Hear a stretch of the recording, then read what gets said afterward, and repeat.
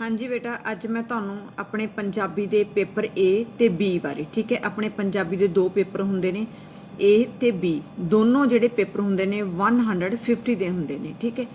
तां हुण इस पेपर दे सिलेबस दे विच थोड़ा सिलेबस दे विच भी कह सकदे हां आपां ते मार्क्स दे विच भी कह सकदे हां थोड़ा चेंज होया है। तां उस आधार ते मैं तुहानू ये दस्सण लगी हां भी पेपर ए दे विच की फर्क है ते पेपर बी दे विच की फर्क पिया। इस वीडियो नू तुसीं ध्यान नाल अंत तक ध्यान नाल देखना है। इसे दे पैटर्न अकॉर्डिंग ही तुहानू ऐसे 1 दे पेपर होणगे ते इसे तरह ही तुहानू फाइनल पेपर आउणगे, ठीक है। हुण सब तो पहला की है, समा 3 घंटे हो गया। कुल अंक इहदे हैगे ने, जिहड़ा पहला 70 मार्क्स का पेपर सी वो हुण हैगा है 65 मार्क्स का, ठीक है। दोनों पेपर दे विच 10-10 नंबर की असैसमेंट लगेगी। पहला paper A they which 5 number की असैसमेंट मिलती सी ते पेपर बी दे विच 10 मार्क्स की, ठीक है। तो हुण दोनों दे विच कितनी है 10-10 नंबर की असैसमेंट मिलेगी, ठीक है। पहला टोटल 15 नंबर की सी, हुण 20 नंबर की हो गई है। जिहड़ा फस्ट पेपर होएगा वो तुहाडा 65 मार्क्स का होएगा। सब तो पहला बेटा जिवें मैं तुहानू दस रही हाँ इस अकॉर्डिंग जे तुसीं तैयारी करोगे तो तुहाडे बहुत वधिया मार्क्स आ जाणगे, ठीक है। आपां ने ज़्यादा उलझना नहीं हैगा, सिलेबस बहुत ज़्यादा लेंथी हुंदा है, ठीक है। एक वधिया ढंग दे नाल तरीके दे नाल सलीके दे नाल अपने पेपर की तैयारी करनी है, ठीक है। बहुत ज़्यादा लेंथी सिलेबस हुंदा, बहुत कुछ लिखिया हुंदा है, ठीक है। पर आपां इन्ना पढ़नी अपनी हरेक चीज़ है, पर एक सलीके दे नाल लय दे नाल पढ़नी है भी जिहड़ी चीज़ आपां नूं आसानी दे नाल याद हो जाए, ठीक है। हुण देखो सारे प्रश्न जरूरी हैं। प्रश्नों के उत्तर पाठ पुस्तकों ते आधारित होने चाहिए हैं। अपनी पाठ पुस्तक के विचों ही जिहड़े क्वेश्चन ने वो उसे दे विचों ही लए गए ने, ठीक है। तो उसे दे अकॉर्डिंग ही तुसीं ने उन्हां दे आंसर देने ने, अपने कोलों कोई आंसर नहीं देना हैगा। जो अपने चैप्टर दे विच पढ़े अपने दस्सिया उसे दे आधार ते ही अपने आंसर देने ने। हुण ये 10 क्वेश्चन आएंगे, ठीक है। सारे क्वेश्चन जरूरी ने, एक मार्क्स का एक क्वेश्चन होएगा, टोटल 10 मार्क्स के क्वेश्चन हो गए। हुण तुसीं सोचोगे बेटा भी अपनी बुक है जिहड़ी ਸਾਹਿਤਮਾਲਾ दी, ठीक है, ਉਹਦੇ 4 पार्ट ने, तो असीं किहड़े क्वेश्चन याद करिए। 4 पार्ट हो गए, ठीक है। किहड़ा किहड़ा हो गया, गुरमत काव्य हो गया, सूफी काव्य हो गया, किस्सा काव्य हो गया, बीर काव्य हो गया। ये तो हो गया ਸਾਹਿਤਮਾਲਾ दा, ठीक है। ते वार्तक भाग टोटल पहला कितना ਸਾਹਿਤਮਾਲਾ दा, फिर वार्तक भाग, फिर एकांगी, फिर कहानी, 4 भाग हो गए। तो गुरमत काव्य दे विच 4 पार्ट अलग हो गए भी किन्ने क्वेश्चन आएंगे, किन्ने याद करिए, तो इन्हों अपने एक तरीके दे नाल याद करने, ठीक है। हुण सब तो पहला अपना हैगा ਸਾਹਿਤਮਾਲਾ, ठीक है। ਸਾਹਿਤਮਾਲਾ ये अपने की है कविता भाग हो गया। ਸਾਹਿਤਮਾਲਾ दे अपनी बुक का नाम है, यदा कविता भाग हो गया, ठीक है। सब तो पहला कविता भाग दे विचों आपां नूं आउणगे बेटा 2 क्वेश्चन, ठीक है। नैक्सट अपनी वार्तक भाग हो गया, ठीक है। वार्तक भाग दे विचों भी आउणगे 2 क्वेश्चन, ठीक है। फिर एकांगी भाग हो गया, एकांगियां ने जिन्नियां भी उन्हां दे विचों आउणगे आपां नूं वस्तुनिष्ठ क्वेश्चन 2, ठीक है। इस तरह ही कहानी होगी, कहानी भाग दे विचों भी जिन्नियां भी कहानियां ने उहदे विचों आपां नूं आउणगे क्वेश्चन 2, ठीक है। ते रह गया अपना नावल, नावल दे विचों भी आपां नूं 2 क्वेश्चन आउणगे, ठीक है। तां किन्ने हो गए क्वेश्चन 2 4 6 8 10, समझ गए बेटा। इस तरीके नाल अपने तैयारी करनी है। जिहड़े अपने 10 क्वेश्चन है वो इस तरह ही क्वेश्चन आउणगे, हरेक पार्ट के विचों 10 क्वेश्चन 2-2 क्वेश्चन आउणगे, टोटल बन गए अपने 10 क्वेश्चन, समझ गए। हुण मनजीत निहाल कौर दी की लगदी सी, वजीरा घरों किहड़े संद लैके आए सी, तुरन नाल मन विच की उपजदा है, ਬੰਤੇ ਦੇ ਕਿੰਨੇ ਮੁੰਡੇ ਤੇ ਕੁੜੀਆਂ ਸਨ, ਬੰਤੇ ਦੇ ਵਾਲ ਕਿਸਨੇ ਕਟਵਾ ਦਿੱਤੇ ਸਨ। 2 क्वेश्चन आ गए नावल ਦੇ ਵਿੱਚੋਂ ਆਪਣੇ। ਬੰਬ ਬਹਾਦਰ ਕਹਾਣੀ ਦਾ ਮਹੰਤ ਕੌਣ ਸੀ, ਅਮਰੀਕ ਦੀ ਸੋਚਣੀ ਅਨੁਸਾਰ ਪਿਓ ਪਿਤਾ ਕਿਹੋ ਜਿਹੇ ਹੋਣੇ ਚਾਹੀਦੇ ਹਨ। 2 क्वेश्चन ਆਪਣੇ। ਫਿਰ ਕਹਾਣੀ ਦੇ ਵਿੱਚੋਂ ਆ ਗਏ ਜਫਰਨਾਮਾ, ਇਕਾਂਗੀ ਲੇਖਕ ਤੇ ਜਫਰਨਾਮੇ ਦੇ ਵਿੱਚ ਇਕਾਂਗੀ ਦੇ ਵਿੱਚੋਂ ਇੱਥੇ ਇੱਕ क्वेश्चन ਆ ਗਿਆ ਇਹ ਸਰੀਰਾ ਮੇਰਿਆ, कविता फरीद जी अनुसार सब के हिरदियां दे विच कौन वसदा। इस तरह के क्वेश्चन आएंगे, तुहानूं 10 क्वेश्चन आएंगे, आपां ने इस टाइप नाल याद करने ने, ठीक है। ये हो गया अपने 10 क्वेश्चन हो गए, ठीक है। तो नैक्सट पार्ट सैकेंड पार्ट ते आ जाओ बेटा। हेठ लिखे काव्य टोटियां विचों किसी 2 ਸਾਹਿਤ किसी 2 की प्रसंग सहित व्याख्या लगभग 150 शब्दों में लिखो, ठीक है। ये पहला हुंदे सी अपने 5-5 नंबर के 10 नंबर के हुंदे सीगे, ठीक है। तो हुण आपां नूं जिहड़े इह ने प्रसंग सहित व्याख्या ने यह आउणगे 8 मार्क्स के। 2 करने होणगे 4 + 4, ठीक है। 4-4 नंबर की होएगी अपनी प्रसंग सहित व्याख्या। 2 करने होणगे 4 दे विचों। हुण ये 4 आउणगे किवें बेटा, पहला की है ਸਾਹਿਤਮਾਲਾ ਦੀ ਆਪਣੀ ਬੁੱਕ ਹੈ। ਸਭ ਤੋਂ ਪਹਿਲਾਂ ਕੀ ਹੈ ਆਪਣਾ ਗੁਰਮਤਿ ਕਾਵਿ, ਠੀਕ ਹੈ। ਸਭ ਤੋਂ ਪਹਿਲਾਂ ਗੁਰਮਤਿ ਕਾਵਿ, ਸਮਝ ਗਏ। ਇੱਕ ਇਹਦੇ ਵਿੱਚੋਂ ਆਏਗਾ ਤੇ ਇੱਕ ਆਏਗਾ ਆਪਣਾ ਸੂਫੀ ਕਾਵਿ ਦੇ ਵਿੱਚੋਂ, ਠੀਕ ਹੈ। ਤੇ ਥਰਡ ਆਪਣਾ ਆਏਗਾ ਕਿੱਸਾ ਕਾਵਿ ਦੇ ਵਿੱਚੋਂ ਤੇ ਫੋਰਥ ਆਪਣਾ ਆਏਗਾ ਵੀਰ ਕਾਵਿ ਦੇ ਵਿੱਚੋਂ, ਠੀਕ ਹੈ। ਹੁਣ ਆਪਣੀ ਆਧੁਨਿਕ ਕਵਿਤਾ ਦੇ 4 ਭਾਗ ਨੇ, ਠੀਕ ਹੈ। ਇਸ ਕਵਿਤਾ ਦੇ 4 ਭਾਗ ਨੇ ਗੁਰਮਤਿ ਕਾਵਿ, ਗੁਰੂਆਂ ਨਾਲ ਸੰਬੰਧਿਤ ਸੂਫੀ ਕਾਵਿ ਜਿਵੇਂ ਸ਼ਾਹ ਹੁਸੈਨ ਜੀ ਫਰੀਦ ਜੀ ਆ ਗਏ, ਕਿੱਸਾ ਕਾਵਿ ਕਾਦਰ ਯਾਰ ਸ਼ਾਹ ਹੁਸੈਨ, ਵੀਰ ਕਾਵਿ ਦੇ ਵਿੱਚ ਜੰਗਨਾਮਾ ਸਿੰਘਾਂ ਤੇ ਫਿਰੰਗੀਆਂ ਤੇ ਚੰਡੀ ਦੀ ਵਾਰ, ਠੀਕ ਹੈ। ਇਹ ਚਾਰਾਂ ਦੇ ਵਿੱਚੋਂ ਇੱਕ ਇੱਕ ਪ੍ਰਸੰਗ ਸਹਿਤ ਵਿਆਖਿਆ ਤੁਹਾਨੂੰ ਜ਼ਰੂਰ ਆਏਗੀ, ਸਮਝ ਗਏ। ਤਾਂ ਇਹਨਾਂ ਦੇ ਵਿੱਚੋਂ ਕੋਈ ਤੁਸੀਂ 3 ਯਾਦ ਕਰ ਸਕਦੇ ਹੋ, ਠੀਕ ਹੈ। ਤਾਂ ਆਪਾਂ ਨੇ ਕਰਨੀਆਂ ਤਾਂ ਆਪਾਂ ਨੂੰ ਹੋਣਗੇ ਆਪਣੇ ਪੇਪਰ ਦੇ ਵਿੱਚ 4 ਆਉਣਗੇ, ਕਰਨੀਆਂ ਆਪਾਂ ਨੇ 2, ਪਰ ਤੁਸੀਂ ਜਿਹੜਾ ਤੁਹਾਨੂੰ ਕੋਈ ਪਾਠ ਜ਼ਿਆਦਾ ਔਖਾ ਲੱਗਦਾ ਉਹ ਤੁਸੀਂ ਪਾਠ ਛੱਡ ਸਕਦੇ ਹੋ ਉਹਦੇ ਵਿੱਚੋਂ, ਠੀਕ ਹੈ।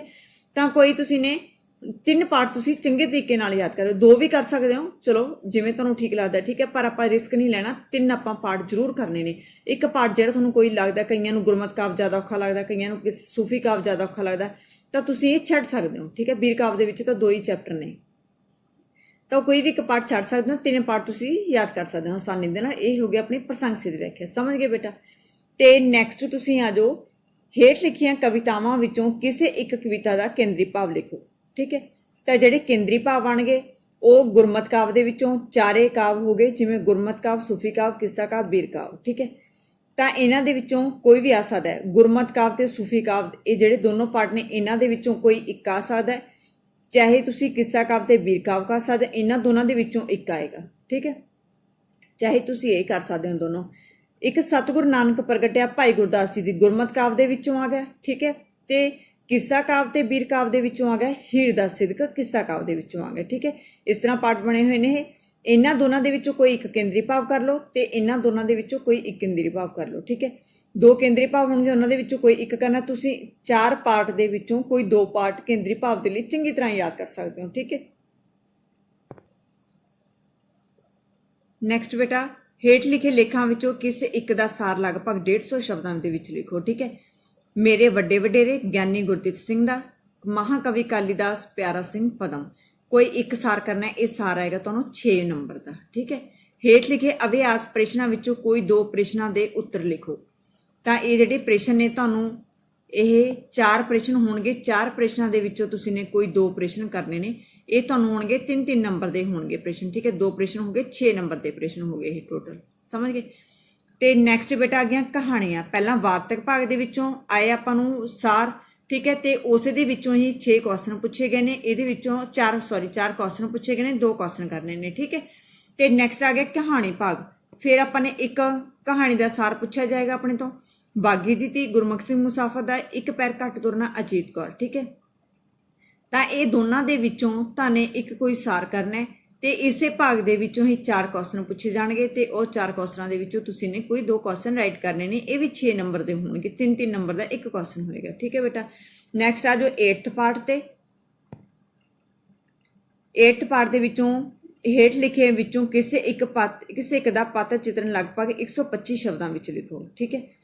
ਤਾਂ ਵੀਰਾਂ ਵਾਲੀ ਇਕਾਂਗੀ, ਬੰਬਕੇਸ, ਨਿਹਾਲ ਕੌਰ ਇਕਾਂਗੀ, ਦੂਜਾ ਵਿਆਹ। ਇਹ ਤੁਹਾਨੂੰ 5 ਨੰਬਰ ਦਾ ਆਏਗਾ ਪਾਤਰ ਚਿਤਰਨ, ਠੀਕ ਹੈ।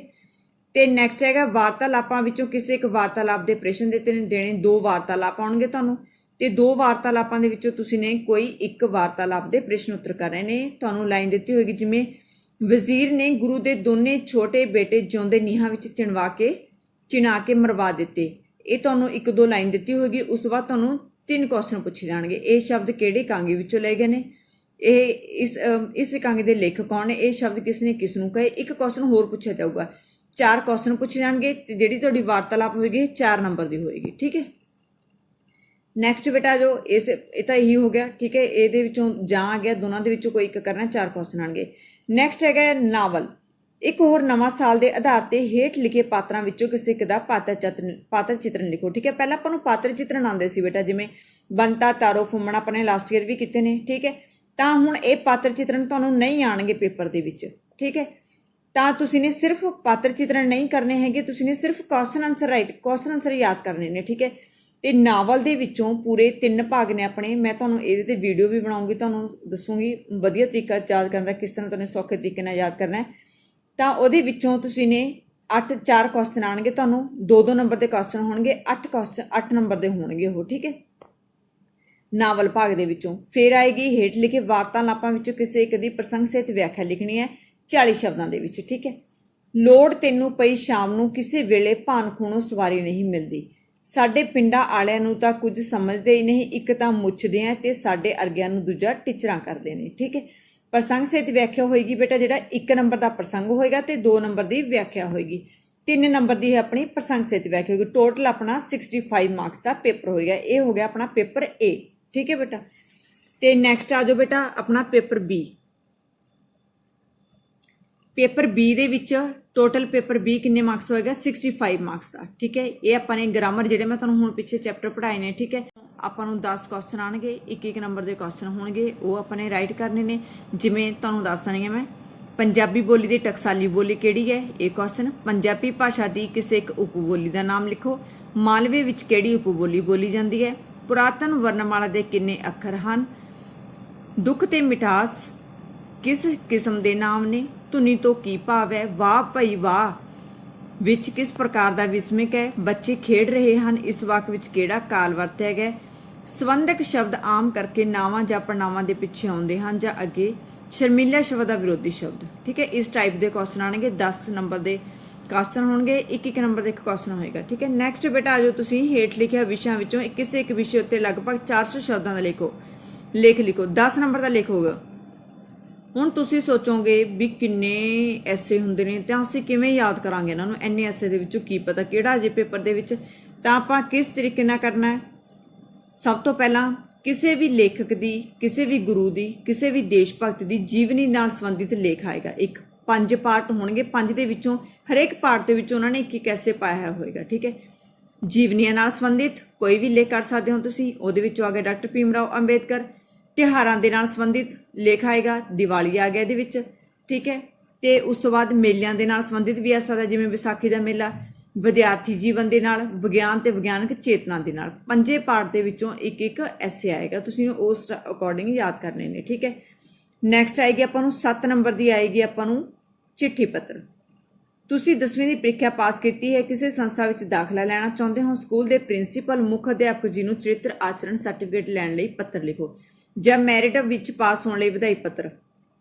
5 ਐਸੇ ਦੇ ਵਿੱਚੋਂ ਕੋਈ ਇੱਕ ਐਸੇ ਰਾਈਟ ਕਰਨਾ ਹੈ ਤੇ 2 ਦੇ ਵਿੱਚੋਂ ਕੋਈ ਇੱਕ ਪੱਤਰ ਕਰਨਾ ਹੈ। ਇੱਕ ਆਏਗਾ ਆਪਣੇ ਮਿੱਤਰਾਂ, ਰਿਸ਼ਤੇਦਾਰਾਂ ਤੇ ਮਿੱਤਰਾਂ, ਸਹੇਲੀਆਂ ਤੇ ਰਿਸ਼ਤੇਦਾਰਾਂ ਨਾਲ ਸੰਬੰਧਿਤ ਚਿੱਠੀ ਪੱਤਰ ਆਏਗਾ। ਇੱਕ ਤੁਹਾਨੂੰ ਆਏਗਾ ਵੀ ਕਿਸੇ ਸਰਕਾਰੀ ਜਾਂ ਅਰਧ ਸਰਕਾਰੀ ਦੇ ਨਾਲ ਸੰਬੰਧਿਤ ਪੱਤਰ, ਇਸ ਤਰ੍ਹਾਂ ਕਰਨੇ ਨੇ, ਠੀਕ ਹੈ, ਇਸ ਟਾਈਪ ਦੇ ਨਾਲ। ਤਾਂ ਇੱਕ ਫਿਰ ਨੈਕਸਟ ਬੇਟਾ 4th ਪਾਰਟ ਦੇ ਵਿੱਚ ਆ ਗਿਆ ਹੇਠ ਲਿਖੇ ਪੈਰੇ ਦੀ ਸੰਖੇਪ ਰਚਨਾ 1/3 ਸ਼ਬਦ ਦੇ। ਇਸ ਇੱਕ ਪੈਰਾ ਆਏਗਾ, ਤੁਹਾਨੂੰ ਕਿਤੋਂ ਵੀ ਆ ਸਕਦਾ ਹੈ ਪੈਰਾ। ਇਸ ਪੈਰੇ ਦਾ ਆਪਾਂ ਨੇ ਪਹਿਲਾਂ ਪੈਰੇ ਨੂੰ ਚੰਗੀ ਤਰ੍ਹਾਂ ਪੜ੍ਹਨਾ ਹੈ, ਉਸ ਤੋਂ ਬਾਅਦ ਇਸ ਪੈਰੇ ਦਾ 1/3 ਕਰਨਾ ਹੈ, ਠੀਕ ਹੈ। ਉਸ ਤੋਂ ਪਹਿਲਾਂ ਕੀ ਹੈ, ਪੈਰੇ ਨੂੰ ਪੜ੍ਹ ਕੇ ਉਹਦਾ 1/3 ਕਰਕੇ ਫਿਰ ਆਪਾਂ ਨੇ ਪਹਿਲਾਂ ਪੈਰੇ ਨੂੰ ਪੜ੍ਹ ਕੇ ਸਿਰਲੇਖ ਲਿਖਣਾ। 1 ਨੰਬਰ ਦਾ ਸਿਰਲੇਖ ਹੋਏਗਾ ਤੇ 5 ਨੰਬਰ ਦਾ ਆਪਣਾ ਜਿਹੜਾ ਆਪਾਂ ਨੇ ਪੈਰਾ ਲਿਖਿਆ ਹੈ, ਪੈਰਾ ਕਰਨਾ ਉਹ ਸ਼ਾਰਟ ਦੇ ਵਿੱਚ ਕਰਨਾ, 1/3 ਪਾਰਟ ਕਰਨਾ ਉਹਦਾ, ਠੀਕ ਹੈ। ਉਹ ਆਪਾਂ ਨੇ ਰਾਈਟ ਕਰਨਾ ਹੈ, ਕਿਤੋਂ ਵੀ ਆ ਸਕਦਾ। 6 ਨੰਬਰ ਦਾ ਇਹ ਹੋਏਗਾ, ਠੀਕ ਹੈ। ਤੇ ਨੈਕਸਟ ਆ ਜਾਓ ਬੇਟਾ, ਫਿਰ ਇੱਕ ਪੈਰਾ ਆਏਗਾ ਤੁਹਾਨੂੰ 5th ਨੰਬਰ ਤੇ। ਹੇਠ ਲਿਖੇ ਪੈਰੇ ਨੂੰ ਪੜ੍ਹ ਕੇ ਅੰਤ ਵਿੱਚ ਦਿੱਤੇ ਪ੍ਰਸ਼ਨਾਂ ਦੇ ਉੱਤਰ ਲਿਖੋ, ਠੀਕ ਹੈ। ਇੱਕ ਪੈਰਾ ਦਿੱਤਾ ਹੋਏਗਾ, ਉਹ ਪੈਰੇ ਨੂੰ ਪੜ੍ਹਨਾ ਹੈ ਤੁਸੀਂ ਨੇ ਧਿਆਨ ਨਾਲ। ਫਿਰ ਉਸ ਤੋਂ ਬਾਅਦ 4 ਕੁਐਸਚਨ ਆਉਣਗੇ, ਉਹ 4 ਕੁਐਸਚਨਾਂ ਦੇ ਤੁਸੀਂ ਨੇ ਆਨਸਰ ਦੇਣੇ ਨੇ। ਹੁਣ ਜਿੱਦਾਂ ਬੇਟਾ ਇਹ ਪੈਰਾ ਆ ਗਿਆ, ਠੀਕ ਹੈ, ਪੈਰੇ ਨੂੰ ਪੜ੍ਹ ਲਿਆ ਆਪਾਂ ਨੇ। ਫਿਰ ਉਸ ਤੋਂ ਬਾਅਦ ਇਹ 4 ਕੁਐਸਚਨ ਨੇ, 4 ਕੁਐਸਚਨਾਂ ਦੇ ਆਨਸਰ ਦੇਣੇ ਨੇ ਆਪਾਂ ਨੇ, 1-1 ਨੰਬਰ ਦੇ ਹੋਣਗੇ, ਠੀਕ ਹੈ। ਨੈਕਸਟ ਆ ਜਾਓ ਬੇਟਾ ਹੇਠ ਲਿਖੇ ਮੁਹਾਵਰਿਆਂ ਵਿੱਚ ਕਿਸੇ 5 ਵਾਕਾਂ ਵਿੱਚ ਇਸ ਤਰ੍ਹਾਂ ਵਰਤੋਂ ਕਰੋ ਕਿ ਉਹਨਾਂ ਦੇ ਅਰਥ ਸਪਸ਼ਟ ਹੋ ਜਾਣ। 10 ਨੰਬਰ ਦੇ ਨੇ, ਕੋਈ 8 ਤੁਹਾਨੂੰ ਵਾਕਾਂ ਵਿੱਚ ਵਰਤੋਂ ਆਣਗੇ, ਮੁਹਾਵਰੇ ਆਣਗੇ, ਉਹਨਾਂ ਦੇ ਵਿੱਚੋਂ ਤੁਸੀਂ ਨੇ ਕੋਈ 5 ਕਰਨੇ ਨੇ, ਠੀਕ ਹੈ। 5 ਲਿਖਣੇ ਨੇ। 1 ਨੰਬਰ ਦਾ ਤੁਸੀਂ ਨੇ ਉਹਦਾ ਅਰਥ ਲਿਖਣਾ ਹੈ ਤੇ 1 ਨੰਬਰ ਦਾ ਤੁਹਾਡਾ ਵਾਕ ਹੋਏਗਾ। ਟੋਟਲ ਜਿਹੜਾ ਜਿਵੇਂ 19-21 ਦਾ ਫਰਕ, ਇਹਦਾ ਅਰਥ ਲਿਖੋਗੇ ਬਹੁਤ ਥੋੜਾ ਫਰਕ, ਠੀਕ ਹੈ। ਤਾਂ 1 ਨੰਬਰ ਦਾ ਇਹਦਾ ਅਰਥ ਹੋਏਗਾ ਤੇ 1 ਨੰਬਰ ਦਾ ਵਾਕ ਹੋਏਗਾ, ਠੀਕ ਹੈ। ਤਾਂ ਅਰਥ ਵੀ ਲਿਖਣਾ। ਜੇ ਤੁਸੀਂ ਅਰਥ ਨਹੀਂ, ਕੁਝ ਬੱਚੇ ਕੀ ਕਰਦੇ ਨੇ, ਅਰਥ ਨਹੀਂ ਲਿਖਦੇ, ਸਿੱਧਾ ਵਾਕ ਲਿਖ ਦਿੰਦੇ, ਤਾਂ ਤੁਹਾਨੂੰ ਸਿਰਫ 1 ਨੰਬਰ ਹੀ ਮਿਲੇਗਾ। ਜੇ ਤੁਸੀਂ ਅਰਥ ਵੀ ਲਿਖੋਗੇ ਤੇ ਵਾਕ ਵੀ ਲਿਖੋਗੇ ਤਾਂ ਤੁਹਾਨੂੰ ਪੂਰੇ ਮਾਰਕਸ ਮਿਲਣਗੇ, ਠੀਕ ਹੈ। ਤੇ ਨੈਕਸਟ ਆ ਜਾਓ ਬੇਟਾ, ਇਹ ਹੋ ਗਏ 10 ਨੰਬਰ ਦੇ, ਇਹ ਹੋ ਗਏ, ਕੋਈ 5 ਕਰਨੇ ਨੇ। ਨੈਕਸਟ ਹੈਗਾ ਵਿਸ਼ਰਾਮ ਚਿੰਨ੍ਹ ਲਗਾਓ, 2 ਨੰਬਰ ਦੇ ਇਹ ਹੋਣਗੇ, ਵਿਸ਼ਰਾਮ ਚਿੰਨ੍ਹ ਲਗਾਉਣਾ ਤੁਸੀਂ ਨੇ। 8th ਪਾਰਟ ਤੇ ਆ ਜਾਓ, ਸੇਮ ਪੈਟਰਨ ਇਸੇ ਤਰ੍ਹਾਂ ਹੀ ਆਣਾ ਬੇਟਾ ਪੇਪਰ ਦੇ ਵਿੱਚ। ਹੇਠ ਲਿਖੇ ਪ੍ਰਸ਼ਨਾਂ ਦੇ ਉੱਤਰ ਦਿਓ। ਠੀਕ ਹੈ, ਇਹ 5 ਕੁਐਸਚਨ ਹੋਣਗੇ, ਆਪਾਂ ਨੂੰ ਇੱਕ ਇੱਕ ਨੰਬਰ ਦੇ ਆਣਗੇ। ਵਿਆਕਰਨ ਦਾ ਕੀ ਮੰਤਵ ਹੈ? ਸਾਡੇ ਸੰਵਿਧਾਨ ਵਿੱਚ ਪ੍ਰਵਾਨਿਤ ਕੋਈ 2 ਭਾਸ਼ਾਵਾਂ ਦੇ ਨਾਮ ਲਿਖੋ। ਧੁਨੀ ਕਿਸ ਨੂੰ ਕਹਿੰਦੇ ਹਨ? ਊੜੇ ਤੋਂ ਰਾੜੇ ਤੱਕ ਗੁਰਮੁਖੀ ਲਿਪੀ ਦੇ ਕਿੰਨੇ ਅੱਖਰ ਹਨ? ਤੇ ਲਿਪੀ ਕਿਸ ਨੂੰ ਕਹਿੰਦੇ ਹਨ? 5 ਕੁਐਸਚਨ ਆਣਗੇ, ਇੱਕ ਇੱਕ ਨੰਬਰ ਦੇ ਹੋਣਗੇ, ਤੁਸੀਂ ਨੇ ਇਹ ਰਾਈਟ ਕਰਨੇ ਨੇ। ਠੀਕ ਹੈ, ਪੜਨਾਮ ਜਾਂ ਯੋਜਕ, ਅੱਗੇ 10ਵਾਂ ਪਾਠ ਪੜਨਾਮ ਜਾਂ ਯੋਜਕ ਦੀ ਪਰਿਭਾਸ਼ਾ ਉਦਾਹਰਨ ਸਹਿਤ ਲਿਖੋ। ਪਰਿਭਾਸ਼ਾ ਲਿਖਣੀ ਹੈ, ਫਿਰ ਉਹਦੀ ਉਦਾਹਰਨ ਵੀ ਦੇਣੀ ਹੈ। ਵਿਸ਼ੇਸ਼ਣ ਦੀਆਂ ਕੋਈ 2 ਕਿਸਮਾਂ ਉਦਾਹਰਨ ਸਹਿਤ ਲਿਖਣੀਆਂ ਨੇ, ਇਹ ਤੁਹਾਨੂੰ 2 ਨੰਬਰ ਦੇ ਆਣਗੇ। ਠੀਕ ਹੈ, 4 ਨੰਬਰ ਦੇ ਤੁਹਾਨੂੰ ਇਹ ਕੁਐਸਚਨ ਆਣਗੇ। ਸਮਝ ਗਏ ਬੇਟਾ? ਨੈਕਸਟ ਆ ਜਾਓ ਤੁਸੀਂ ਹੇਠ ਲਿਖੇ 11ਵੇਂ ਪਾਠ ਤੇ ਹੇਠ ਲਿਖੇ ਵਾਕ ਨੂੰ ਬਚਨ ਤੇ 2 ਵੱਖਰੇ ਵੱਖਰੇ ਵਾਕ ਲਿਖੋ। ਹੁਣ ਤੁਹਾਨੂੰ ਇੱਕ ਵਾਕ ਦੇਤਾ, ਜਿਵੇਂ ਪਤਲੇ ਸਰੀਰ ਵਾਲਾ ਆਦਮੀ ਲੰਮੇਰੀ ਉਮਰ ਭੋਗਦਾ ਹੈ। ਸਭ ਤੋਂ ਪਹਿਲਾਂ ਤੁਸੀਂ ਇਹਦਾ ਲਿੰਗ ਬਦਲੋਗੇ, ਫਿਰ ਤੁਸੀਂ ਲਿਖੋਗੇ ਵੀ ਮੈਂ ਇਹ ਲਿੰਗ ਬਦਲੋ ਦੇ ਵਿੱਚ ਇਹ ਵਾਕ ਹੈ ਜਿਹੜਾ ਵਰਤਿਆ। ਠੀਕ ਹੈ, ਫਿਰ ਤੁਸੀਂ ਲਿਖੋਗੇ ਵਚਨ ਬਦਲੋ ਦੇ ਵਿੱਚ। ਸਿੱਧੇ ਹੀ ਨਹੀਂ ਵਾਕ ਬਦਲ ਦੇਣੇ ਹੈਗੇ, ਦੱਸਣਾ ਹੈ ਵੀ ਇਹ ਲਿੰਗ ਦੇ ਵਿੱਚ ਬਦਲਿਆ, ਇਹ ਮੈਨੇ ਵਚਨ ਦੇ ਵਿੱਚ ਬਦਲਿਆ। ਠੀਕ ਹੈ, ਇਹ ਸਾਰਾ ਕੁਝ ਤੁਸੀਂ ਨੇ ਦੱਸਣਾ ਵਾਕ ਦੇ ਵਿੱਚ, ਤਾਂ ਤੁਹਾਨੂੰ 2 ਮਾਰਕਸ ਮਿਲਣਗੇ ਇਸ ਸੈਂਟੈਂਸ ਦੇ ਵਿੱਚੋਂ। ਠੀਕ ਹੈ, ਨੈਕਸਟ 12 ਪਾਰਟ ਬੇਟਾ ਹੇਠ ਲਿਖੇ ਵਾਕ ਨੂੰ ਭੂਤਕਾਲ ਤੇ ਵਰਤਮਾਨ ਕਾਲ ਵਿੱਚ ਬਦਲ, ਇਹ ਤੁਸੀਂ ਨੇ ਬੇਟਾ ਅਲੱਗ-ਅਲੱਗ ਵਾਕ ਬਣਾ ਕੇ ਲਿਖਣੇ ਨੇ। ਠੀਕ ਹੈ, ਜਿਵੇਂ ਪ੍ਰਿੰਸੀਪਲ ਸਾਹਿਬ ਭਾਸ਼ਣ ਦੇ ਰਹੇ ਹੋਣਗੇ ਤਾਂ ਤੁਸੀਂ ਨੇ ਦੱਸ ਦੇਣਾ ਹੈ ਵੀ ਇਹ ਭੂਤਕਾਲ ਦੇ ਵਿੱਚ ਮੈਨੇ ਚੇਂਜ ਕੀਤਾ ਹੈ। ਠੀਕ ਹੈ, ਤੇ ਫਿਰ ਪ੍ਰਿੰਸੀਪਲ ਸਾਹਿਬ ਭਾਸ਼ਣ ਦੇ ਰਹੇ ਹੋਣਗੇ, ਉਸ ਤੋਂ ਬਾਅਦ ਕੀ ਹੈ ਵਰਤਮਾਨ ਕਾਲ ਦੇ ਵਿੱਚ ਦੱਸਣਾ ਤੁਸੀਂ ਨੇ, ਤਾਂ ਬ੍ਰੈਕਟ ਦੇ ਵਿੱਚ ਪਾ ਕੇ ਵੀ ਇਹ ਵਰਤਮਾਨ ਕਾਲ ਦੇ ਵਿੱਚ ਦੱਸ ਦੇਣਾ। ਸਿੱਧੇ ਨਹੀਂ ਲਿਖਣਾ ਵੀ ਇਹ ਭੂਤਕਾਲ ਬਦਲਤਾ ਵਰਤਮਾਨ ਲਿਖਤਾ, ਤਾਂ ਬ੍ਰੈਕਟ ਦੇ ਵਿੱਚ ਪਾ ਕੇ ਦੱਸੋ ਵੀ ਇਹ ਮੈਨੇ ਭੂਤਕਾਲ ਹੈ, ਇਹ ਵਰਤਮਾਨ ਦੇ ਵਿੱਚ ਬਦਲਿਆ, ਤਾਂ ਜੋ ਐਗਜ਼ਾਮੀਨਰ ਨੂੰ ਪਤਾ ਲੱਗ ਸਕੇ ਚੰਗੀ ਤਰ੍ਹਾਂ। ਠੀਕ ਹੈ, ਤੇ ਨੈਕਸਟ ਬੇਟਾ ਹੈਗਾ ਇਹ 2 ਨੰਬਰ ਦਾ ਹੈਗਾ ਤੁਹਾਨੂੰ।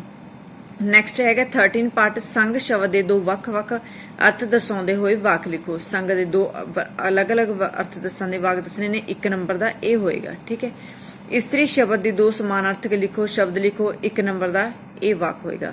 ਬਹੁਤੇ ਸ਼ਬਦਾਂ ਲਈ 1 ਢੁਕਵਾਂ ਸ਼ਬਦ ਲਿਖੋ। ਕਿਸੇ ਉੱਚੇ ਆਦਰਸ਼ ਲਈ ਆਪਣੀ ਜਾਨ ਦੀ ਕੁਰਬਾਨੀ ਦੇਣ ਵਾਲਾ, 1 ਨੰਬਰ ਦਾ ਇਹ ਹੋਏਗਾ। ਤਾਂ ਟੋਟਲ ਤੁਹਾਡਾ ਬੇਟਾ ਇਹ 65 ਮਾਰਕਸ ਦਾ B ਪੇਪਰ ਹੋਏਗਾ ਤੇ 65 ਦਾ ਹੀ A ਪੇਪਰ ਹੋਏਗਾ। ਟੋਟਲ ਤੁਹਾਡਾ 150 ਮਾਰਕਸ ਦਾ ਪੇਪਰ ਹੋਏਗਾ। ਇਸ ਅਕੋਰਡਿੰਗ ਜਿਵੇਂ ਬੇਟਾ ਤੁਹਾਨੂੰ ਮੈਂ ਪੈਟਰਨ ਦੱਸਿਆ, ਇਸ ਅਕੋਰਡਿੰਗ ਹੀ ਤੁਸੀਂ ਤਿਆਰੀ ਕਰਨੀ ਹੈ, ਤਾਂ ਜੋ ਤੁਹਾਡੇ ਮਾਰਕਸ ਨੇ ਜਿਹੜੇ ਬਹੁਤ ਵਧੀਆ ਆ ਸਕਣ। ਠੀਕ ਹੈ, ਥੈਂਕ ਯੂ।